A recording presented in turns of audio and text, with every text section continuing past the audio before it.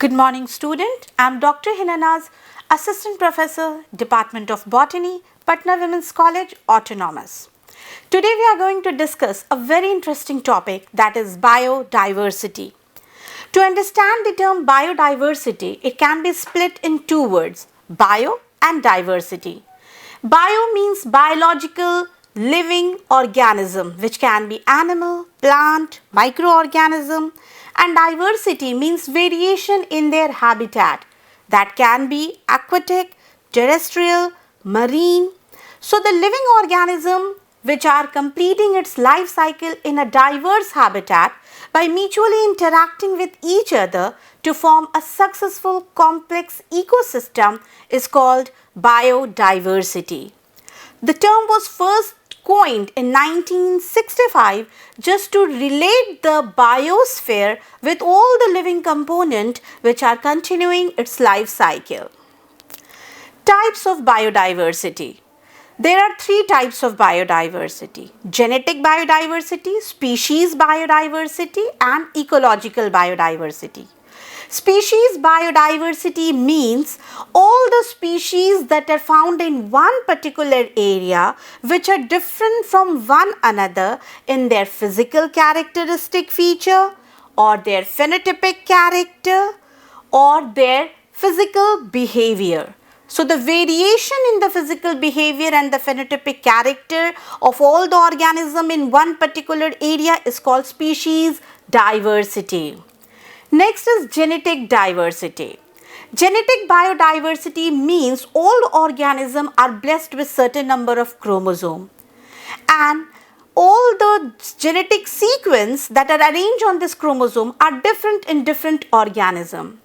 So variation in their genetic fashion of all the organisms present in one particular area constitute the genetic biodiversity. Next is ecological biodiversity. The living and the non-living component of an ecosystem, the way they mutually interact with each other and connected with each other by food chain or food web is called ecological biodiversity. After understanding the term biodiversity and the type, next most important thing to understand is how to conserve this biodiversity.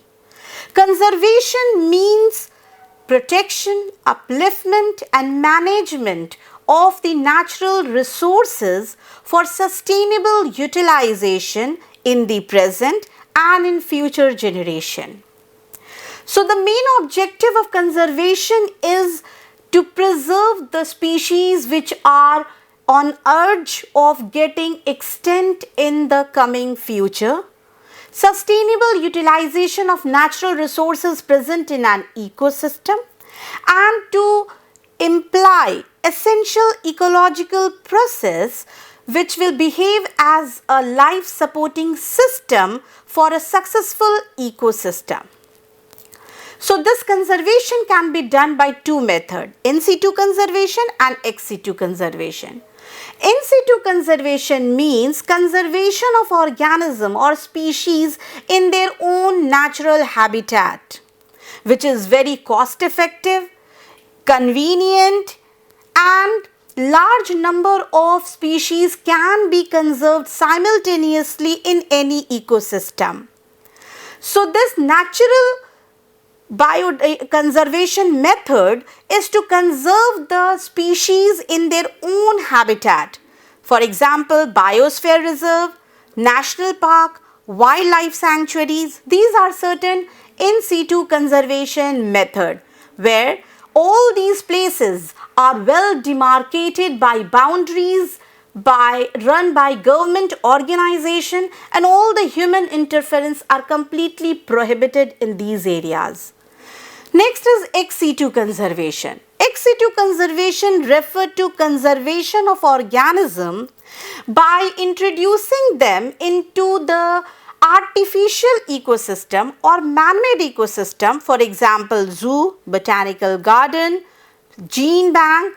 So these are those areas which are constructed by human, and the conserving species are introduced in these areas where there is less competition for food, water and space.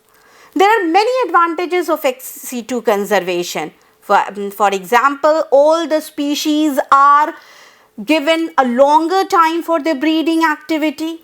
All the artificial breed which has developed can be introduced or reintroduced in their wildlife life again. Next, there are so many genetic techniques that are employed for conservation of those species which are likely to extinct in the coming future.